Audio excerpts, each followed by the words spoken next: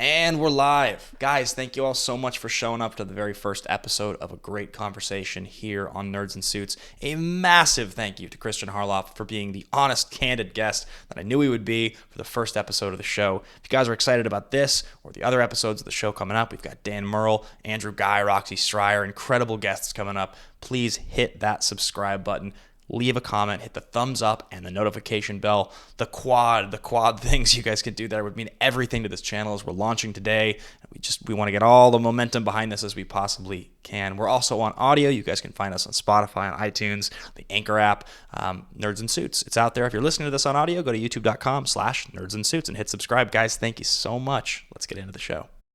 We've got the chairman, Kristian Harloff himself, somebody I'm proud at this point to call my friend on the show. How you doing, man? I'm good, man. How are you?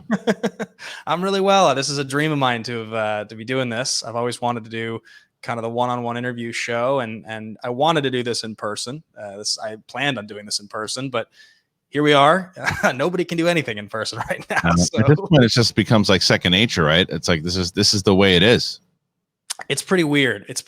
I was, and I think one of the weirdest things is that there seems to be like almost like a narrowing in our business, right? Because one of the great advantages that you and I have had of kind of at least getting to the elevated status within the media world we've gotten is you get to go to these red carpets, you get to bring these people into the podcast studios and have a little bit more of a personal interaction. But now we're in the exact same situation as every one of our fans that streams, as every single person on the internet that just had a YouTube channel. We just have to send a link and do it like this. Yeah, that's true. I mean, you gotta adapt. There's been many different challenges, I'm sure, through both our careers, and this is just one of the strangest ones. But yet, we'll figure it out.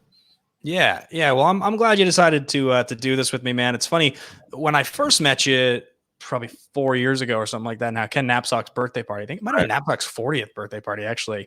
Maybe. Yeah. You were telling me about Schmoedown. You were kind of pitching it to me. This idea, you were doing it at AfterBuzz. It was going to go to Collider. It was going to really take off. You were like way out there. Like you were doing stuff that I was 10 miles away from. I wasn't at Collider yet. I was really just doing this podcast with Popcorn Talk and really kind of dreamed of getting to that next level. And it was really your invitation of Team Action into the Schmoedown that kind of did jump the Action brand to that next level. So now it's pretty cool for me to get to as the very first guest of a great conversation that's showing Nerds and Suits here, to have you as my inaugural guest after all the work we've done together in the Schmoedown. I was thinking about this last night. That I should wore a suit. Didn't realize that was part of the thing I needed to do. No, it's just the name of the. I wanted to launch something called Nerds and Suits forever. I finally was like, I gotta keep the name. But I was thinking about this last night. You recently in Schmoedown were like, you suggested that I join the Horsemen. It was your idea. I remember you called me and you were like, you should do this. Oh, you were on board from day one. As I said, there's no chance. I said, absolutely not. No way. I'll never do it. Right. And now I was thinking about the first year versus the last couple of years in Schmoedown and like how much that did actually put my character over. That was the thing in the end. But prior to that, it had all been fun. And then all of a sudden, since that moment, it feels like, and we said this today on Backstage, but it's like, no matter what, you always seem to sort of know the direction this is supposed to go. Seems to be. I mean, sometimes, but I've had ideas and things, and it is that conversation I have to have with myself. Strange things that happen when it's the same thing that I used to do when I did stand-up comedy. I would, when I was doing stand-up comedy by myself, meaning when I wasn't a family man, if you will. And I would, whether it was smoke a bowl or have a beer, and I would have I would have my set, and I would walk around my house, and I would just do it, and I would basically essentially be talking to the imaginary crowd, or myself as it is, and hearing myself saying, and I just keep kind of walking around. I started doing the same thing with Schmoedown. I remember that when Sam Levine joined the league, I guess people don't realize that Sam Levine used to do a segment on the Schmoes No Show called simply called The Game, where he was like the best at it. You would hear a clip of a movie and then you'd guess it, and whoever the first person to do it. And Sam was like Alex Damon level good at savant, just amazing. If we put this if we considered putting it as a part of the Schmoedown actually, but we just didn't have the stuff to do it. If we would, no one would have ever beaten Sam at this game. That's how good he was. He was just that good at it.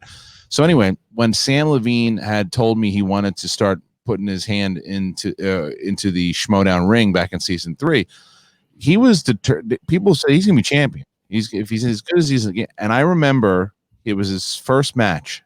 And who was he playing against? I want to tell you that it was Hal Rudd. No. It was his first loss was Clark, but his first victory, his first match was Hal Rudnick. And I remember he had beaten Hal, and I in my head I was like, okay, so because I think Dan Merle had already won the championship at that point, and I'm thinking, matching up the two of them in my head and going, and your winner and new movie glorious one, Sam Levine. And it's funny that Sam got to the point where he was 3 and 4. I go, I guess that vision's never going to come true. I'm never going to say those words. And then you look at Sam now, and he's like one of the greats. One of the legends. Yeah. I mean, I think those early stumbles, and that's pretty common, right? You see it with a lot of the great players. They had some challenges to overcome. Also, I think the game back then in season 3 wasn't as well refined as it ended up being. Some of those little kinks you guys really spent time working out. Even just the difference of 1 point versus 2 points is the first question in round 3, and the way that 10 affects seconds. 10 seconed used to be how much time you had to think. Sam. It was Sam's match against. It was either, I think it was Riley. Yep. Right. Yeah, I think it was Riley, where he was like, dude, is it 10 seconds or 15 seconds? What is it? I was like, oh, we never really figured it out yet. So 15 seconds. Yeah, I remember that. And I remember like back then in round 1, each competitor would get 3 different questions. And so that led to whole, you love those conversations about question disparity and difficulty. So I'm sure that was wonderful for you. Then no, because it wasn't that big of a thing. I think it was at the end of season 3 where I want to tell you that it was my brother, Brian, that said to me, why do you do separate ones? You guys should just have the same. And then I remember saying to Ellis, why don't we give them the same, but instead of doing 6 questions in the first, we do 8. And then we just give them whiteboards instead. And he's like, yeah, I like that a lot. So then we just switched it up. Yeah, it definitely feels now like again, the mathematical percentages and the likelihood that matches end up the way they do, it feels so much more accurate than it used to. It does feel like it's very refined. But I want to go back just for a second to something you just said a minute ago. You're talking about kind of, your stand-up days and what you mentioned before you became a family man. Yeah. Those were the days I didn't know you. And I'm 31. I turned 32 in June here, and I've been in LA now for over 10 years. Mm-hmm. I've seen some of your old stuff, whether it's the show that you were working on or some of your old stand-up bits. I've seen you do stand-up now. I want to know kind of about that life when Kristian Harloff is in LA and you're hustling to get by. When's the moment when you were like, this entertainment thing might actually pay my bills? I'm doing this. Like, this is a job. This isn't just my passion anymore. 7th grade. I was in New York, and my parents were separated, and my mom was going to go to California and stay with her friend in San Diego. And she took myself and my 2 brothers, and we stayed there for 3 weeks.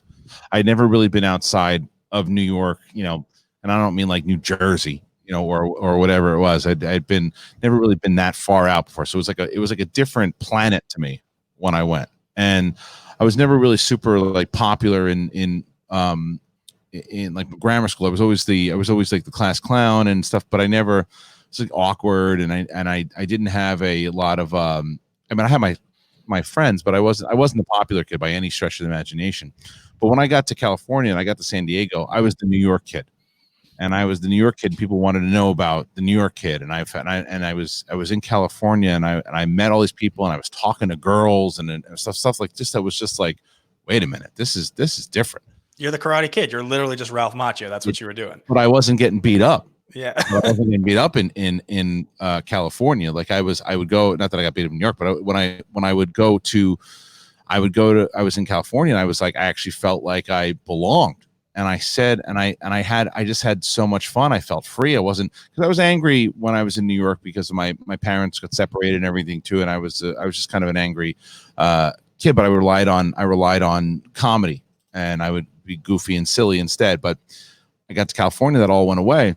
And I said, I don't know how, but at some point in my life, I'm going back here, and I'm going to get back here. So the second I got back to New York, I was still in New York for it, but it was always, it then became like a chip inside of my head that I have to get back, because I was always, when I was Younger, I was in plays and I did a whole bunch of things. And I told this story recently and I never talked about it on the air before. I think I brought it up on SCN. I don't remember where, but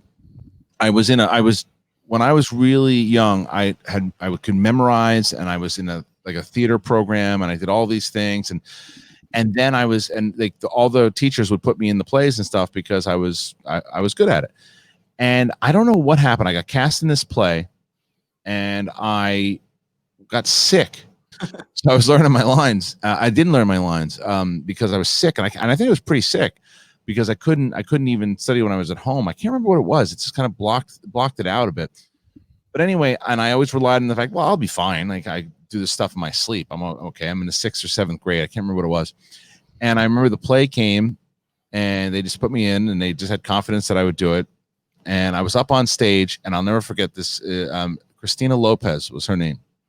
And she was up there with me, and I forgot my lines. No. In front of the entire crowd, like parents, everyone. Couldn't remember anything.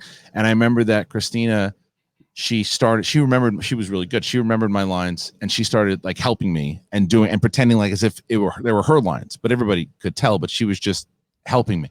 And I didn't realize how much it shot my confidence, but it leveled my confidence in a way that I didn't even realize it until you looking back years upon years later. I almost blocked it out of my memory. But either way, I had, instead of going up on stage and I didn't audition for plays anymore. I didn't try to get into programs anymore. I didn't do any of that stuff anymore. What became my stage became the classroom. So, because up until around 5th or 6th grade, I was a decent student.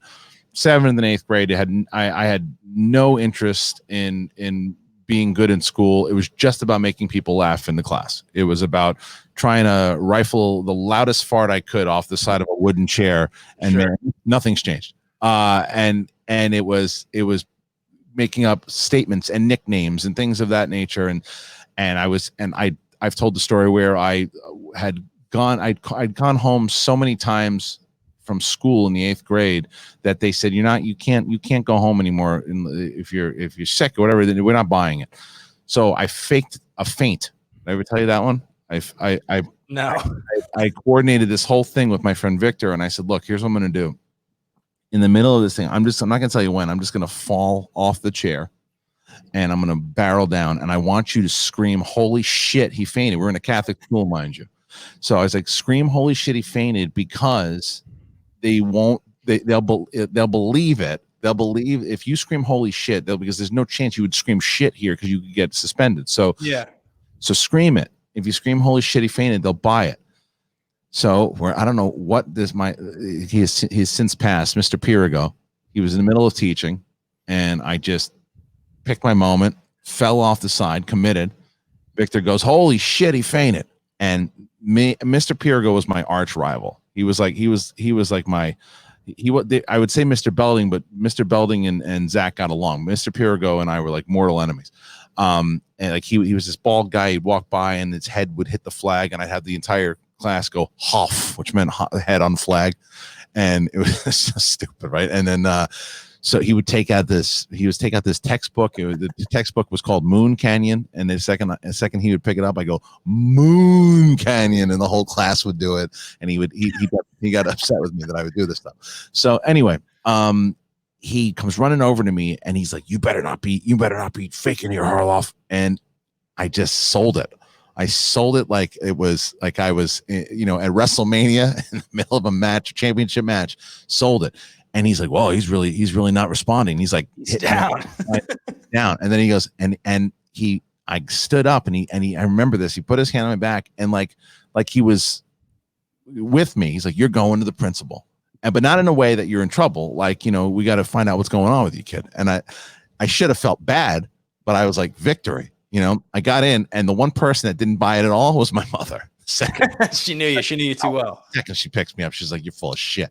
And so I get back, but to answer your question, like that was a long way to answer the question, but I always knew that it was about entertainment. It was about trying to make people laugh. It was that's all it was.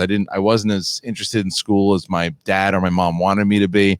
And I just always wanted to be, but I never, but like I said, even that, because of that experience, I didn't pursue it in high school, like acting or any of that kind of stuff, but I did in class, and I did outside of it. And I made my own home movies with my friends, and I would make we had like the tapes, and we would make our own superhero movies and things of that nature. But it was college where I had seen, I was in theater school in college in Florida State. When I was at Florida State, this guy, Mike, God darn it, I can't remember his last name. Mike, shoot. Anyway, he had posted, he ran this troupe, and he posted in the theater company, and it was a stand-up comedy group. And I said, well, I've always wanted to do that. I always wanted to do stand-up comedy. So I had called him, and he goes, send me a tape. I go, a tape?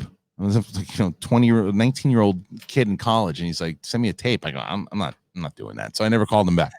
And so he called me back. He called me back I think a month later. And he goes, hey, I'm still waiting for your tape. I go, dude, I don't have a tape. I don't have a tape. And he's like, well, he goes, why don't you come by, and just, we'll you can come by my place and you run some stuff, and we'll see what you got. I was like, all right. So I went over there, and I started kind of cracking some jokes and everything too. He said, well, why don't you perform? Now, and we went to these bars and these places that in Tallahassee. Now, I didn't realize this at the time, but when you start in New York or California or wherever, you get 3 minutes. You as a comedian, you start building up your 3 minutes, and that's standard. You start building it up, and then you build and build and build. When I started doing stand-up comedy, I was doing 15 to 20 minutes. And in Tallahassee, and to say that it was good would be the biggest lie in the world. But what I would do is that I had a very kind of big, loud energy, where I was at 150 miles an hour on stage, where when I first got on stage, I was, and this is actually the advice that I had given Bert Kreischer, that he posts all the time. He talks about all the time. But my first show I did at this place called the Tally Grill, I was hammered. And solid choice. Hammered. And if the size of the stage was bigger than that, I'd be surprised. So I definitely fell off that stage at least 5 times during the thing, because I was moving around so fast. I would keep falling up, but I would play into it. And I started to rely on drinking too much when I was doing stand up. And I said, no, I'm going to try to do it without it, because it was the nerves, and it was everything else too. And then that's when I started to realize, okay, it's working better here. And I started developing actual jokes. And so I developed a lot of stuff in, what's that? We got a super chat. We're not live. I think that's on your end, man. I'm getting super chats now. You're getting super chats in the middle of your story. It's Kristian. It's that good, man. Good. Then we're not even on air. Yeah. All right, fine. Rock and roll. Nerds and Suits, first super chat. Works for me. Good job. Jeez, come on, man. What is that? I don't know. That's not right. It's just it's pump. What is that? It's on my OBS. It says Schmoedown is a winner. Did you do that? This is a bit. You got Ellis. He's sitting across from you, and he's just fucking with me now. He's like, if it does it again, I might have to turn it off. And the problem is that it's gonna turn off the audio. I think it's funny. I think if people watch SEN, they'll get a good laugh out of it. Keep going. All right. So anyway, so I'm did stand up for a bit. And I did it for at least, let's see, it started in 96, and then 98. I did it for a good amount. Once I started getting involved a little bit more, that's all right. That's stupid now. Hold on. What is that?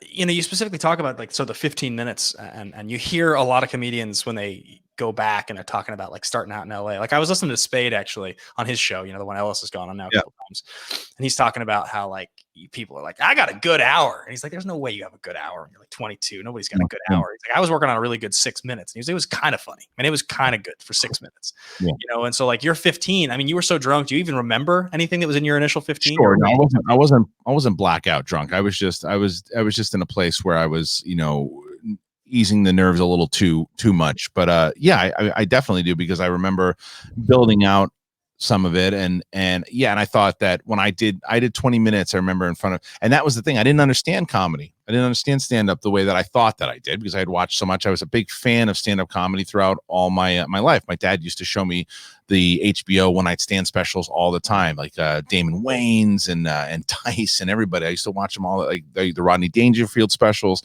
I used to watch all of them. Richard Jennings, there was so many. Jim Carrey during his Showtime special that he did. I was a big fan of stand-up comedy. I used to watch it all the time. So I thought, because I watched it, I knew exactly what it took, and I didn't know shit. So I remember I had a set at this place. It was called the Warehouse in Tallahassee, and it was a bunch of my friends that came out to see me, and there was like 100 people out there, and I still have this set on tape somewhere, and it was a maniac set. And I did well for what it was at the night. And then I had taken that set and I taped it. I had it on tape and I watched it.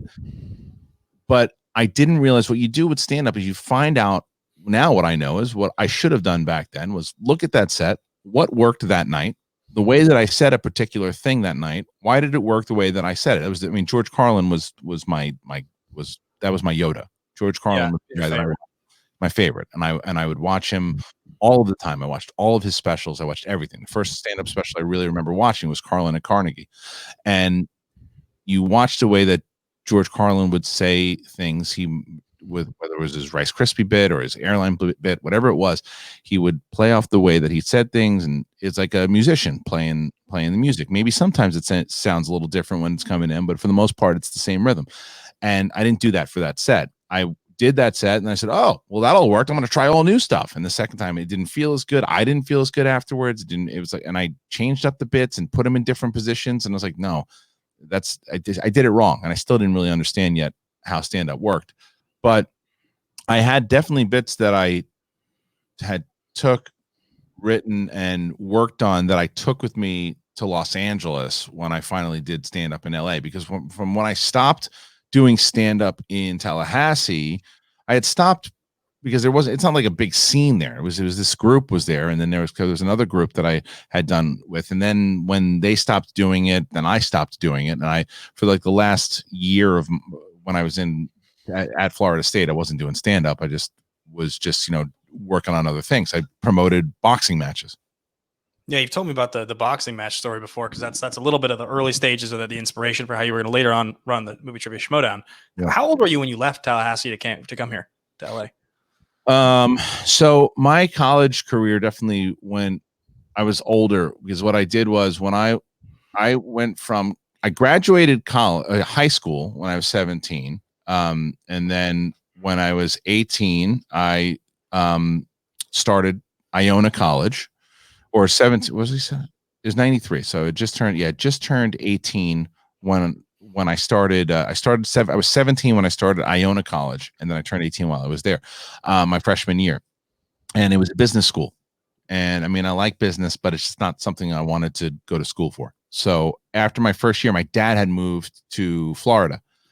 And so I had just broken up with my girlfriend at the time. And my dad was like, well, you don't like being there anymore. You don't want to be there. He's like, come to Florida and live with me.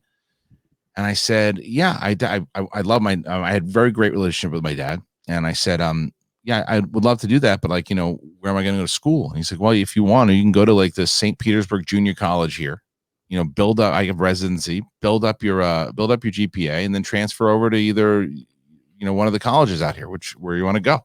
He's telling me about Florida State. And I was like, all right, I'll check it out. So I did. I went to St. Petersburg Junior College for like a year. It was like maybe 3 semesters, maybe. And then I got back with my ex-girlfriend. This is a funny story because it's a longer story, but basically I was going to go to the University of Georgia because my girlfriend, who I'd broken up with, that we got back together, moved to Georgia to be closer to me, and then I was going to move there too. Something happened while I was in St. Petersburg Junior College, where this woman who was I was basically making up. I was in this theater program. I was making up my own monologues. I was supposed to do this. I was supposed to have studied these other monologues and recite them, and I was writing my own monologues and reciting them, and I was getting A's on them. A's and B's and all this stuff too. And my GPA should have been a 2.8 or 2.75. But for some reason, this woman, she really did not like me. She was from Texas, and she did not like my East Coast vibe at all. She did not like me. She got me to a place where I think I was a point under where she was supposed to give me like a B plus, and I wound up getting a C minus in her class. I can't remember what it was. Whatever it was, it dropped me right below, and I couldn't get in. I was right below where I was supposed to get to go to Georgia. And I was like, I told someone, I said, why'd you do this? You just ruined my life. And at the time I thought that, but it wasn't the case. And I remember going to the dean going, she had no idea that I made up these things. Oh, guy goes, you just admitted you made up all the things. You had it in the first place. I go, yeah, but she didn't know that. And he's like, yeah, but you just told me that. He's like, my hands are tied here, man. I'm like, understood. So I was there for one more season. We wound up breaking up anyway. It was one more semester. We wound up breaking up anyway. And I just transferred over to Florida State. And so I graduated Florida State, I think, when I just turned 22, which was 99, because I stayed an extra year, because again, I was dating this girl. I wanted to hang out with my friends a little bit longer. I decided that I wanted to enjoy my last year. So I took like a minimum amount of credits, hung out with my buddies, enjoyed my last year there with minimum, like hardly any classes. So I wanted to hang out with all my friends. And then I decided in summer of 99, I picked up with my dad, and I had just got my wisdom teeth out. And then right after I got my wisdom teeth out, we drove across the country to California, because I went to the New York Film Academy, and it's where I met Kaiser. Okay. When you were at FSU, did you hang out with like Rocha and Kalinowski and Merle at all? Did you guys know each other back then? Merle came after us. Merle was younger than us. Merle was like, I think he came like 3-4 years after we graduated. I think he was like my brother's class. I think Merle was born like 81 or 82. I think around that's like when my brothers were born. So Rocha, it was funny because Mike was in my fraternity. Mike Kalinowski was in my fraternity, but I probably had a better relationship with Rocha than I did Mike, because I didn't get along. I was in the theater school at Florida State, and not that I didn't get along with people, but they were very, very cliquey there.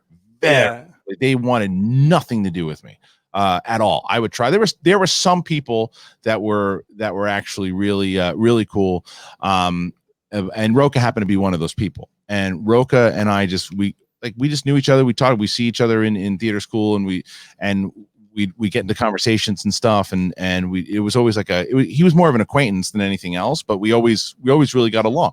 And my other friend that I got along with really well there was Rocha's close friend Mike Vogel. Like Mike Vogel was one of those, Mike Vogel was real deep into the theater school. He was like one of the big guys there, but he was never a dick to me. A lot of those other people, they were dicks. Was Mike a dick to you?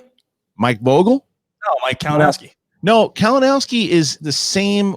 He was the same weirdo then that he is now. Like, okay, I get you. He's just aloof. Mike was never a dick to me. Mike was in the theater school, but I ran into Mike more at the fraternity than I did. And when I ran the one, like, not falling out, but the one thing that Mike and I had was Mike and his buddy Nathan Bigelow, he's awesome. He's one of the coolest dudes I know, right? And that's Mike's best friend. And they were buddies in college and also in the fraternity. And when I was running my boxing matches, I would run these cards, and we'd run them at 2 a.m, and the fighters couldn't drink, and it was these big matches, and everybody would come out after the bars, and it was packed. Like, women would get in free, and guys had to pay like $1 or $2, whatever it was, right? And it was packed. So Mike was scheduled to face Nate Bigelow in a boxing match. Mike was going to fight. We were going to see like Sherlock Holmes, Kalinowski jumping around the shirt. He was supposed to fight. And I had him set up, and it was like, and I had cards. I used to run cards. So it was like a big title match, I think, also on the same night. And Kalinowski, day of, says, I'm not doing it. I go, what do you mean you're not doing it? I've been promoting this thing all over campus that you're going to do it. You're not going to do it? What are you telling me? He said, no, I'm not going to do it. I got other things I got to do. I'm like, dude, you're fucking me up here. He's like, I'm not doing it, man. I'm not doing it. I'm like, what the fuck? I was pissed because he just, like, it was day of. So, and Bigelow's like, oh, I still want to fight. I'm like, all right, but I got nobody for you to fight. And then Bigelow was like this little tough Irish kid, right? And he's like 160 65 pounds at the time. So this kid, James Godwin's like, I'll do it. James Godwin was like 207, maybe 210. And it's one of the funniest matches. Bigelow is a scrappy dude, and he's throwing these punches. It was doing nothing. It was like Floyd Mayweather trying to fight like the Undertaker, right? And he's just bouncing these punches off of Godwin. And Godwin just puts his guard down and starts walking forward, and battering poor Bigelow. And I remember seeing Kalinowski. I'm like, you did that. That was you. That's your fault. It was like shades of having to argue with Mike on the phone about matches in your later stages of your life. But yeah, that was it really with Mike. I mean, we worked. I think I worked at the Olive Garden. I can't remember if Mike worked there. I feel like he did. But like I remember that we both were kind of vying for like the same girl at one point. But never we never had beef with each other. We always got along. But it was funny because Mike, I talked to John a lot more when I got out here. And I remember I used to give Roca like playful shit. I'm like, I don't ever hear from Kalinowski. That bastard's been out here forever. I've never heard from the guy once. And then now Mike and I are pretty close. Yeah, right. Of course, the Schmoedown, you kind of reconnect you with some of those folks. Now you bring your stand-up stuff to LA, and I know doing the scene. I've heard stories about you. You were kind of like the hot shot, right? Ellis was on Action Guys pretty recently, and he was telling a story about that. He was saying how when he kind of got in the scene, you were like the hot shit comic that everybody was talking about you, and he was like real excited to meet you. And my question is, you were doing all that stuff, and somewhere along the way, as you mentioned it, you became a family man. This sort of happens, and I'm curious, what moment do you remember during your life where you were like, all right, so I'm gonna keep doing this entertainment thing, but it's all shifting. Like this is the next step. The next chapter of my life is now shifting. Is it when your wife got pregnant? No. I had a very interesting relationship with stand-up comedy. I always looked at it like it was like I don't want to say an abusive relationship, but it was like one of those relationships where when it's good and the sex is just so good and but man, the fights are so bad. And it's like, there were times in my life with stand-up comedy where I would say, you know what, screw this. And I'm not doing it. And I remember that and it was also because that same girl that I had said before that during my college years, that the University of Georgia girl, that same girl, I got back together with her after being split apart from her for like 4 years or so, maybe 4.5. We got back together again, and she moved out to California. So when I was with her at one point, and because I had already become a Comedy Store regular and improv regular and doing all this stuff, and when I was with her for some reason, I stopped doing stand-up for a little bit, and then when she left and went back to New York, I was out of the game for about 8 months, and it was the longest. And at that point, when it was gone, I felt like what it maybe felt like I don't know. I've never been addicted to any substances or anything, but to me, that was my substance, and I was craving it, and I was missing it. And I said, okay, if I'm missing it this much, and I can't be away from it. And I told myself, if I ever get to a place where I look and I go, well, no, I don't need it. I have something else. That's when I can stop. Because when I tell you I was addicted to it, when I got back after that from like 2004, when I got back into it, I was up on stage 7 nights a week, twice to maybe 3 times a night. Wow. Okay. So you weren't doing like working the open mics here and there, one show during the week. You were like literally just your whole life was living for it. Yeah, no, I'd saved up enough money, and I was working. Well, and I was even working. That's when I was working at Warner Brothers at Silver, and I would go. I was single again, so I would work all day, and I had the energy to do it. I would go to room 5. I'd go to the Comedy Store. I'd do a set in the belly room. I do a set in the OR, and then I would on Saturdays and Sundays I would go to the Improv to do that, and then I would find other. And then at that point, from like 2004 to like 2008, I didn't have to call promoters and say like, hey, I want to do a set. It was like people would say, hey, are you available? Do you want to do sets? And I'll book you in. Just let me know if you're around. And so that was the luxury of being able to do that at that point. You were established. Yeah. I always talk about, in my life, I remember I broke up with this girlfriend when I was like 22, towards the end of 2012. No, I was like 24. And for a couple years there was like 2.5 years where I was like single. I worked at a bar. I didn't totally know what I was doing in LA. and I had like a cool roommate, and I had all the time in the world. I could like deal with a hangover real well. And it was around like 2.5 years after that I started to get a little more serious about my hosting career. I ended up starting to work for the toy company. I met Roxy, and that was 5 years ago that I kind of priorities started to change, and I started to get like a little bit more serious about my work. But I always remember those 2.5 years, not because they were the best 2.5 years necessarily, but it was like the freest as an adult that I had ever felt. Right. Like I always remember like that's one of those memories of like it's a time I could never go back to. If literally I lost everything important in my life to me right now, I still couldn't go back to that, you know? No. But I still always remember it because it feels like the significant moment of being an adult. Is that kind of what that 4 years, when you think about it, feels like to you? Yeah, I mean, there was a lot of things that happened inside of that 4 years, because it was a mixture of both everything and stand up. And I still, to this day, most of the things I have in my life that are good come from stand up. Like if you ask me right now, if you mentioned something that I've had in my life, I will tell you it probably some way or another connects back to stand up, no matter what it is. My relationship with Ellis, like my jobs at any of the film industries that I've had, meeting my wife, like it all connects back to stand up. It gave me a lot of fruits. But the thing is that I was just thinking about this today, actually, is that I just don't think that I told this story a billion times over, that my first adventure back into stand-up comedy when I was here was my buddy Adam took me for my 23rd birthday. We went to the Improv, and again, not to tell the same story a billion times over, but basically what happened was I got on stage in front of a full crowd. This guy, Rick Overton, who was a master improv guy, had this troupe up there, challenged somebody to get up in the audience that people don't normally do it. I did it. They came after me like sharks, and I was like swatting them off, and it was just one of those moments. It was just like one of those moments, like if you to relate it to you on like Schmoedown, like, when you're just on fire and like you can't miss. Like, yeah. I couldn't miss that night. And I tell this is to me still one of the biggest regrets of my life, was the way, again, I'm 23 years old. I couldn't handle the way that it was, because I was 23 and I was excited about what had just happened. But I was just gotten off, and people were congratulating me, being so funny. And this woman taps me on the shoulder and tells me how funny I was, and tells me I was really great. And it was Sarah Silverman, and I look over, instead of saying what I would have, and me today, what I would have said today was, thank you. Look, I really want to start getting up again too. Do you mind? Can I buy you a drink? Can we sit down? Can I pick your brain a little bit? I would love to like get any advice that you thought. Instead, I said, you were great and something about Mary, and I walk away. And she looked at me like I had 6 dicks on my face. And I was just like, I always, to this day, because I ran into her again, maybe 3 months later. Yeah. It wasn't the same vibe. I didn't have, I was, and we both had performed. She performed right before me. She didn't stick around to watch. She took off.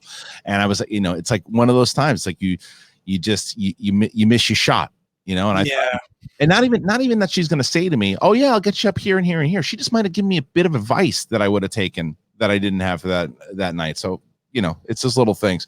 But throughout that time, I do think, when I was thinking today, like doing stand-up comedy now, that what you need to put into it, like what Ellis puts into it, and what all my friends who are still doing it put into it, I can't give stand-up that anymore. Because it's too time consuming, or because emotionally you don't have the capacity to take away from your family? Both. It's like it's time. It is time consuming, and with that takes away the time commitment to the family, because I already, even with screenings, like when I go to screenings, that was grueling enough for the family, and going out, like you got to stay, like, because stand-up comedy, if you really want to be good at stand-up comedy, it's not, and some comedians do this, I just never thought this was the route. Stand-up comedy is not just jumping up on stage, doing the set, going home. It is for real established comedians like Chris Rock and Jerry Seinfeld and guys like that. They want to pop in, they want to do set, they want to get out of here, they can. You want to play the game in stand-up comedy, you got to play the clubs. You got to be there. You got to know who the people are. Like, that was one of the things when I was there. I remember when I was showcasing and becoming a regular, it was a very different process when I was doing it back then. But I remember all the comedians that were there and all the people that I was showcasing with, when Mitzi Shore wasn't there, they would leave. And I was like, screw that, I'm hanging out. and I would hang out, and I would do. And you basically, if you were showcasing, you could do a set, but you were told that Mitzi wasn't going to be there that night, but you could still choose to go up if you want. And there were people that were on that showcase list that wouldn't go because she wasn't going to be there. And I'm like, you have the opportunity 3 nights a week to perform at the greatest comedy club in the world, and you're not going up, and you're not hanging out with the place that you want to be at. That makes no sense. I was the only person that got passed out of that entire class. Because, and I remember Ari Shafir saying to me, he's like, you're the only one that's hanging out, and like everybody notices that. No one else is doing that. Yeah, well, it seems like with anything, I think we, earlier today when I was recording backstage, we were talking a little bit about how the younger Schmoedown players, the pros will come in and they'll hang out the whole day for 7 matches. Right. And that's now maybe you'll show up for like maybe 3 matches, because usually the ones at the back end of the day of the tape day are going to be a little bit more significant. But it's important to be there all day if you want to kind of get in, especially if you're new and you want to develop those relationships and get on the radar. It's like anything, it's really like anything. And so, yeah, they're all fraternities, no matter wherever you go. It's clique, and it is exactly like the Schmoedown. Like they're like when Mark Andreyko still comes to every single match, but like when Snyder shows up and he sits around for a match, he plays, and then he hangs out for a second, then he leaves. You don't say, oh, well, that guy doesn't really care. He's put in his time. Yeah, but like there are people who come into the Schmoedown and they're just like, they come in for their match, they don't really understand, they still don't know the game, they might have been for 3 seasons, and they don't stick around, and that's why they don't pop with the audience, and that's why they don't pop, and that's why they're not part of like the overall, I think, fraternity that you guys have kind of formed. Yeah. So I want to talk to you a little bit about when you did make the jump from the Collider gig and you went off to do it solo, because I think it's a really interesting story for anybody who's ever worked for someone, and then now in this world of streaming that we all live in, it's kind of a very inspirational story. And before I get there, I just want to remind everybody who's listening or watching for the very first time, this is the first video ever posted on Nerds and Suits. If you guys want to hit that subscribe button below, it would mean the world to me. Honestly, it's a project of mine I've always wanted to do. I've always wanted to have this channel and get to do these interviews. So the next one is with Dan Murrell. It's coming up. It'll air this Sunday, about his time. Probably a similar question as far as him leaving Screen Junkies. And yeah, guys, I appreciate you tuning in for this first one. So hit that like, hit the subscribe, and of course, leave your comments below. So jumping over, I followed pretty closely everything you were doing with Collider as you were developing all those shows. I pitched shows with you. And then there was this moment with Collider Live where it was running for about a year, longer, 1.5 years probably. And I could tell, because didn't really seem like you were talking about Schmoedown on air as much as you wanted to. That was why I knew your passion was there. And it started to kind of build. And I think people experienced this moment a little bit before the rest of the crew ended up leaving, because it was only a few months before. Can you talk to me about kind of when you knew it was happening and just when it actually happened? Like when you left, like what, because you were there for a bit of time knowing it was going to happen, right? You mean as far as leaving? Well, yeah, because you talked about on air, you had 3 weeks left or whatever, for a month left or something like that. And so that final month, did you have an urge every single day to just be like, I want to talk about Schmoedown? That's what I want to do. Well, I mean, yeah, but it was, I mean, and I've said this before, and I'll say it again. Mark Fernandez was great to me, like great. From like the second I was there, when he wanted to bring me over for, and he said it to me many times. He said the whole reason I took Collider and the whole thing I did Collider Video was to work with you and for you to be able to be the face and to do this and that, and like and he said it to me many times, and I just got to a place where I wanted to focus on Schmoedown and do more things with my stuff, and they didn't want to put as much effort into it anymore, because to be fair, it was my IP, and I got it.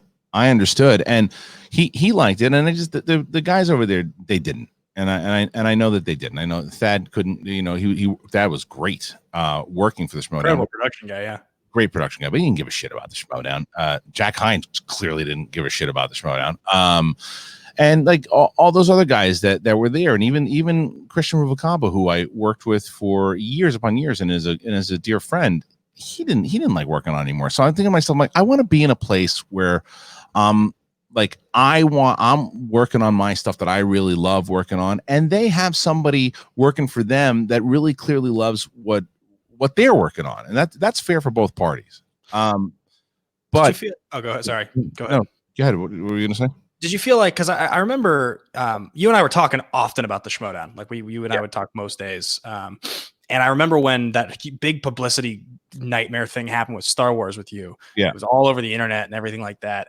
And I remember thinking, like, watching the shows and feeling like it felt like the network would sort of almost have your back more than it did. Do you remember being like feeling sort of affected by that? Did that get to you at all? Yeah, it's the same. I mean, look, there's two sides of that. Is that one is that if Mark Fernandez wanted to, he could have just said, well, I don't want to deal with this. I don't want you to come in anymore. Yeah. But he didn't do that. And like that whole thing, like it was just, there was so much going on at that time, stuff that I haven't even really talked about when all that went down. But it was it was just one of those things, an unfortunate thing that happened. And but yeah, Fernandez did. He did. Like I said, I just don't think that there are other people there that I think that there was different visions of what Collider was, what it wanted to be and what people thought it should be. And that's from my point of view, their point of view, and another point of view. And then I just knew when Collider, because I knew Collider Live was pretty popular, and I knew that every interview that we were doing and the pieces would blow up. I just never felt like that show, more so than the Schmoedown itself, I didn't think that show got enough love. I didn't think that show got enough respect of what we were doing. And I think that there could have been more put behind it. But again, that wasn't my business. It wasn't I was at that point, I wasn't head of development anymore. I wasn't part of the decision making. So it wasn't my right to say, you guys should push this show, because I was a host at that point. Well, yeah, it's interesting. It's interesting you say that. And I think you've been pretty clear here and everywhere else that Fernandez had your back and was great the whole time. And I think that's very clear also. I mean, obviously even with you launching SEN and him having the courtesy to give you all that runway to launch the network at Collider Live. I mean, I think it was an amazing thing that he did. And I think we can all agree about that.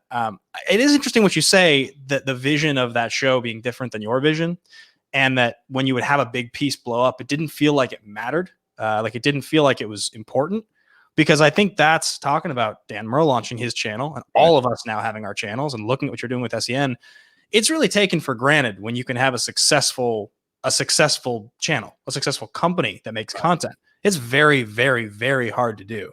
And it seems like if you can be getting hundreds of thousands of views on things, even if they are dick and fart jokes sometimes, you're still getting hundreds of thousands of views. I'd love to get hundreds of thousands. I'll defend them there though too. If that's not the show, that you want to represent your brand, then no matter who it is, whether it's the top guy, whether it's development, whether it's marketing, if the rest of the team doesn't believe that piece of the puzzle fits what the overall brand, because I wasn't in those meetings anymore. I don't know what the overall vision was on the side. So it doesn't. If there's a particular show that doesn't fit your overall vision for it, then you shouldn't be passionate about it. You shouldn't, just because I like the show and Roxy liked the show and everybody else liked the show and the fans liked the show. But if it wasn't right for them, then it wasn't right for them. And you're never going to hear me go, oh, those guys, they didn't know what was going on over there. They clearly didn't like, I mean, again, Fernandez was standing, but the other guys, they didn't like the show. It's fine. It's completely fine. And that's why at that point I knew leading up, I was miserable like the last 2 months being on that show. I was miserable. I remember talking to you. I mean, legitimately, it felt like I was talking to like a zombie some of the days. Yeah, it was miserable. And again, it had nothing to do with the people over there at all. It had to do with me. It had to do with, I was chomping at the bit because I felt the shift coming in the space a long time ago. And I can't remember who was talking about this recently, but it is completely true. And what it was, it might have been Merle that had said this, and I was talking to Jeremy Johns about this on the phone. So when Mark and I started our YouTube channel, it was the Wild Wild West, and there were 5 people doing movie reviews. It was me, it was myself and Mark. This was before even Jeremy Johns and Stuckman were around. It was us, it was Spill, it was Grace Randolph, and there was a couple other people doing it. Double Toasted guys, weren't they doing it? Yes, they were Spill. Spill. Got it. So and that was really it. And then Jeremy hit the scene, and then Chris hit the scene. Those guys kind of really took over that side of it. But it was still YouTubers that were making movie reviews. And then we Schmoes kind of started the long form movie discussion kind of show. And then things shifted, and Campion started doing his thing with AMC. and that was like one of the big brands. And then Defy kind of came in, and we're doing their thing with, obviously, with Screen Junkies, and then IGN, Nerdist, and everybody started doing it, and the big brands started to get a hold of the movie space, because it wasn't that, it was this, what we're doing here. And somewhere within the last like year or 2 years, it started to switch back, and it started to jump back, and I felt it. I said, I could do this by myself, and I could talk about my passion in the Schmoedown, and I could get my friends, and I can do all these things, but I also wanted to give respect to Fernandez. So I had thought, we'll talk about it, we'll figure it out. I had thought that maybe we're going to discuss about, whatever contract stuff and all that, and we'll sit down. The conversation just came a little earlier, and he and I talked, and we both just, like I said, his vision was different than mine, and we agreed that he said, let's figure out the split. And he said, we figured out a date. And again, to his credit, he gave me till I was November 1st. And he did that so I could, for my family, I would then have health insurance for that entire month and still not be working. So it was a nice thing on his part to do. But it also gave me the opportunity to be able to promote what I was doing. It was enormously helpful. I mean, as somebody who's very invested in the success of the Schmoedown and SEN as a network, I mean, again, that's the part of my relationship to you where we were talking the most often, is in those final months, because I was starting to work a position with you within the company around that time. And I was very excited that you had the runway to launch it, because it felt essential to the health and success of it. But it was, well, because and the other thing that was the, and so people that have asked about that too, inside of that meeting, is I wanted to be clear about that, where he and I talked about the initial thing. I said, I have to let you know that, if this is the case, that we're not going to continue on until, because I knew that maybe, I thought it was going to go to the end of the year. That's what I thought. But he's like, he's like, no, let's do November. And I said, that's totally. But I said, but I have to let you know that when I launch my thing, because I had already been kind of, if you go back and you look, I had done a couple live streams. I had set up the studio already. I had to protect myself just in case like that ever happened. And it did, that I would be able to have somewhere to broadcast and do. So I told him inside that meeting, I said, I have to let you know that I'm going to still do a morning show at the time, because when I pitched Collider Live, the initial thing was they wanted Collider Live as a weekly nightly show, because that's what he liked about the Schmoes No Show. It was a weekly nightly show. And I said, dude, I can't do a nightly show because of my family. I said, I just can't do it.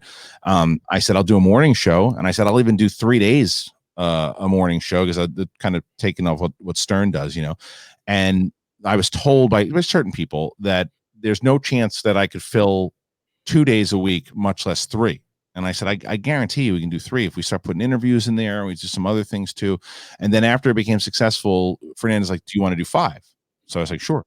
So after it became like, bigger and we were doing it, I had said, look, I'm gonna do a morning show, and I'm going to do it at the same time, because that's the time spot that I fit for my work, for my schedule, for my family.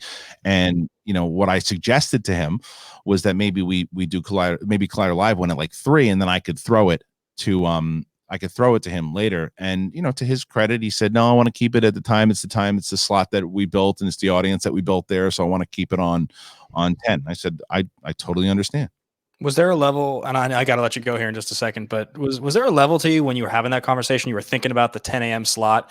There was a little bit of like this audience, this idea, the identity of this thing is, I've built this, I deserve this 10 a.m. slot. Like this is essentially my show, and I want to keep it at the time it is, or it was never about that?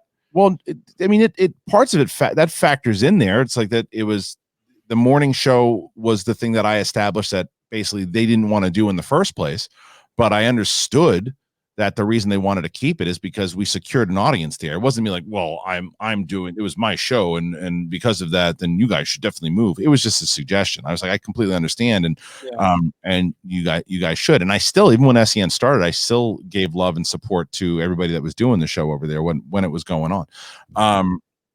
But yeah, no, it was one of those things where basically, like I said, I told him the morning show was something I always wanted to do. It was something that I like doing, and I like morning radio. I like that type of thing, and it's what I wanted to do. And so, and he, to be honest, right away, he wasn't like, "Oh, you sure? Do you have to do that? Could we talk about it?" He's like, no, "I get it." I totally get it. Like we never had a bad relationship, Pina, and still I talked to him last week. We're on the phone. I still have a relationship with him. Fernandez is a great guy. I mean, he's been very good to me as well. So that's good stuff to hear, man. I appreciate you being so honest about that. And it's an interesting story. I guess next time we'll have to talk a little bit more about Schmoedown, but I got to let you go. So guys, thank you all so much for watching the first episode here of a great conversation with Kristian Harloff, gracious enough to give us his time. Be sure to check back every single week for more content. I got the new music from movies show coming. You guys know I'm doing with cover songs, which I'm really excited about. And of course, this next interview with Dan Merle. So Kristian, if the folks want to find you, I think probably know where to find you, but just for fun, go ahead and let them know what are you doing? Well, you can hear me doing this. Me dancing with the flouse. Flouse. You want to dance with the flouse? You got to dance in the house with. That's where you find me. A house. Sorry, 30 more seconds before I let you go because this is too funny. Yeah. When you played the clip the other day on SEN of me talking about flouse and I called Brett Brad, it was such an accident, but so funny to me that I hadn't realized I had done it until you played it. Were you weren't setting me up to try to make me look like an ass there, were you? Because if you were, I'd understand. I hadn't until I didn't hear that part of the clip when you said Brad. I was like, because that was real time reaction when we heard Brad. He's like he called you Brad. Yeah, he didn't care. He's like he said that you had written to him and everything too. He's like Brett didn't care. Yeah, that's pretty good. All right, man. Well, enjoy dinner or family life or whatever a man. Whatever it is, I do. Yeah. And I will see you very, very soon. Thanks for watching, guys. Peace. See y'all.